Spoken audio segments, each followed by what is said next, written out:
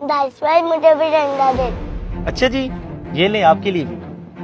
Inspector साहब यही है वो बंदा जिसने पूरे मोहल्ले की नाक में दम करके रखा हुआ है, हमें तंग करके रखा हुआ है इसने।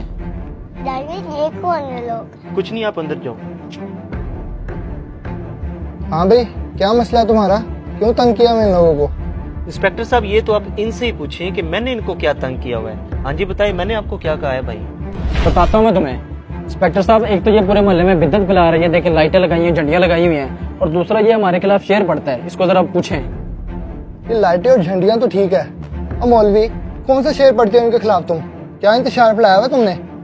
इंस्पेक्टर साहब मैं कोई इंतशार नहीं फैला रहा, और जो शेर की बात भाई कर रहे हैं वो तो बच्चा बच्चा पढ़ता है कि आप सबके पास जाएंगे। वो शेर इतना प्यारा शेर है, वो तो हम हुजूर की मोहब्बत में पढ़ते हैं और शैतान के खिलाफ पढ़ते हैं कि निसार तेरी चहल पहल पर हजारों ईदे रबीउल अव्वल, सिवाय इबलीस के जहां में सभी तो खुशियां मना रहे हैं। ये देखिए इंस्पेक्टर साहब, ये शेर हमारे खिलाफ पड़ता है, ये हमें चिढ़ाने के लिए। हाँ भाई, इस शेर में ऐसा क्या है जो तुम चिढ़ रहे हो?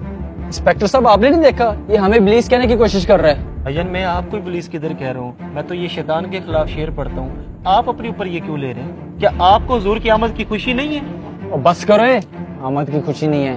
हुजूर का इंतकाल 12 रबीउल अव्वल को हुआ था, तो हमें खुशी मनानी चाहिए या गम?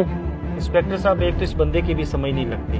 हमारे खानदान में जब कोई फोत हो जाता है, हम 10वां करवाएं या 40वां करवाएं, ये तब भी हमें तंग करता है कि इस्लाम में तो सोग 3 दिन का होता है, आप लोग ये 10वां 40वां क्यों करवा रहे हो? हालांकि हम ये 10वां 40वां सोग के लिए नहीं करते, हम तो मैयत के साले स्वाब के लिए करते हैं, लेकिन बकौल इन जनाब के कि आप लोग गम मना रहे हैं। अब इसी में अब सवाल करता हूँ कि जब हुजूर की बारी आई है तब इसे गम क्यों याद आ गया? हुजूर को तो दुनिया से पर्दा किए, सदियां गुजर गई है, अब कौन सा गम मना रहे हो? अब तुम्हारा वो फतवा किधर गया?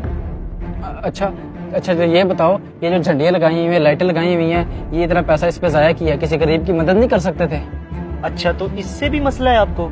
ये बताएं आपके पास मोबाइल कौन सा है? मेरे पास iPhone 14 है। क्यों?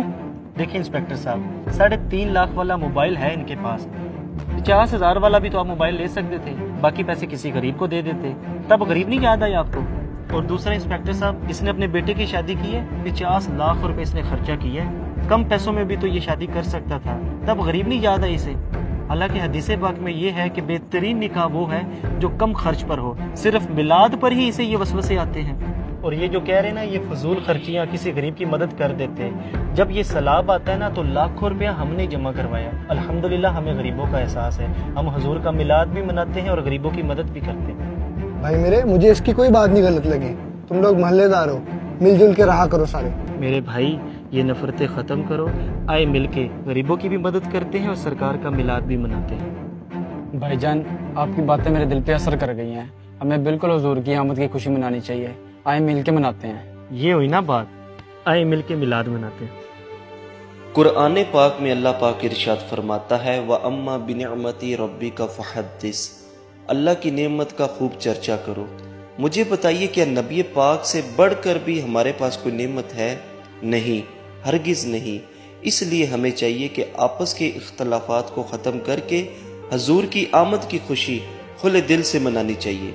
अगर आपको हमारा ये मैसेज पसंद आया तो इसे ज़रूर बिल ज़रूर शेयर कीजिए और हमारे पेज को फॉलो करना मत भूलिए। शुक्रिया।